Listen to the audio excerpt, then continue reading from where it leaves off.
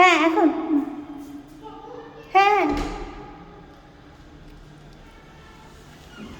আসসালামু আলাইকুম। ওয়ালাইকুম সালাম। রেনি আপু কেমন আছেন? ভালো আপু, আপনি ভালো আছেন আপু? হ্যাঁ ভালো। আসেন আপু। এই যে আমাদের সব বেবিরা। কেমন আছো তোমরা? বলো সবাই ভালো আছি বলো। তোমরা কেমন আছো? ভালো আছো?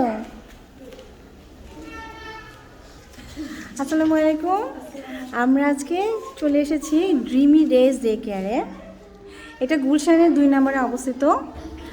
আর পিঙ্ক সিটির পাশের যে রোডটা, ওখান দিয়ে সোজা আসলেই তারপরে হলো 101 নম্বর রোড, 18 নম্বর হাউস। সহজেই পেয়ে যাবেন। ম্যাপটাও আমি শেয়ার করে দিব। তারপর আপু কেমন চলছে? এই তো আপু আলহামদুলিল্লাহ চলছে, আপনাদের দোয়ায় সবার দোয়ায়। ড্রিমি ডেজ তো ওপেন করলেন কয় বছর হলো? আপু 2 বছর হয়ে 2 বছর হয়ে গেছে। 2 বছর চলছে আপু। হ্যাঁ, খুব সুন্দর একটা বাসা নিয়েছেন, বেশ খোলামেলা। এই আর কি, আমি পুরো বাসাটা দেখাই। জি আপু। এখানে বাচ্চারা পড়াশোনা করে।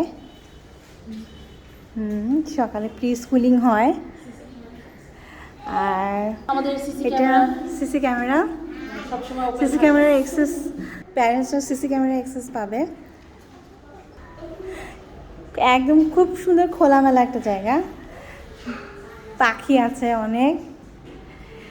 বাচ্চারা কিন্তু এই পাখিদের সাথে খেলে, আবার হ্যাঁ খাবার দেয়, আবার ছাদে যায়, রোদের মধ্যে খেলে। এই আর কি, ভিটামিন ডি এর অভাব হবে না। মাছও আছে।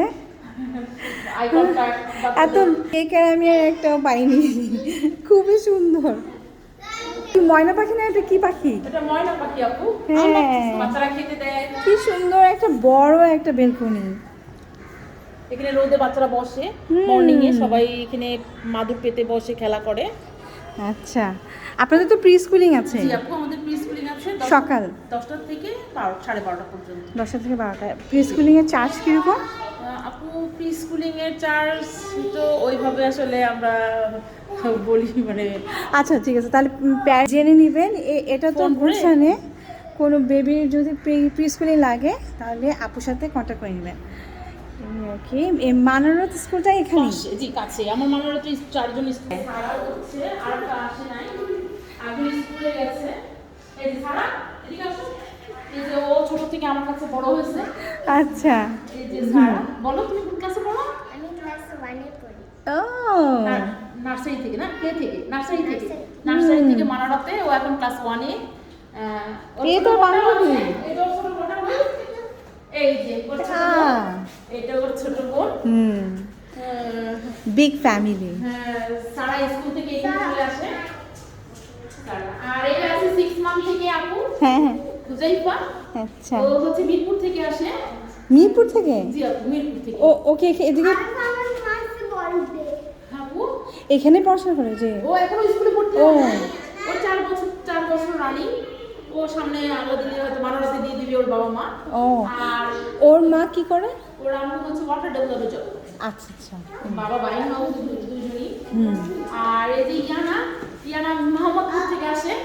ওরে বাবা। হ্যাঁ, ইয়ানা আসে মোহাম্মদপুর থেকে, 6 মান্থ থেকে আছে ও। এটাও 6 মান্থ থেকে আছে আমার কাছে, এখন 1 বছর। দাঁড়াও, দাঁড়াও, দাঁড়াও। এই যে সব কিছু।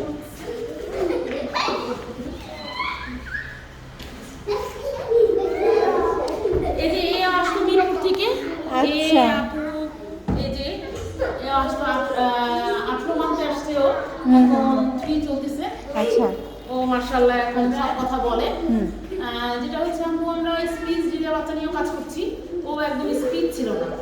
ও হ্যাঁ, যেমন বাবা মাও বলতে পারতো না, এখন মোটামুটি আলহামদুলিল্লাহ যাবো, বাবা মা সব বলতে পারে।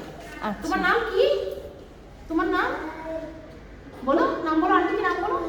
আন্টি। আন্টি তোমার নাম বলো। আরাফ বলো। আরাস। আচ্ছা, তোমার ফ্রেন্ড কে? তোমার ফ্রেন্ডের নাম কি বলো? হুজাইফা না? কি নাম বলো তোমার ফ্রেন্ডের নাম? কপিপা হুজাইফা। একটু রাইমস শোনাও তো মিসকে। আপুকে একটু রাইমস শোনাও দাও তো। Johnny Johnny. Tommy, Tommy, he papa, he papa, papa. Open your mouth. Ha ha ha. ওখানে কে রে? Kekere, আমি? ami kuka, হ্যাঁ, মাথায় কি রে? kekere, আমি? ami kaka, খাস না কেন? nasi layo, নাতে? kake kuka, বিলাস না কেন? layo, ওরে বাবা। papa. দারুণ। হ্যাঁ বাবা। আচ্ছা। ওদের স্লিপিং রুমটাও আমরা দেখি। আমি সিন তো বাহ, সব বেড থেকে উঠে গেছে। একটা স্লিপিং রুম। ও গাড়ি চাবি। ওনাদের কিচেনটাও কিন্তু বেশ বড়। প্লিজ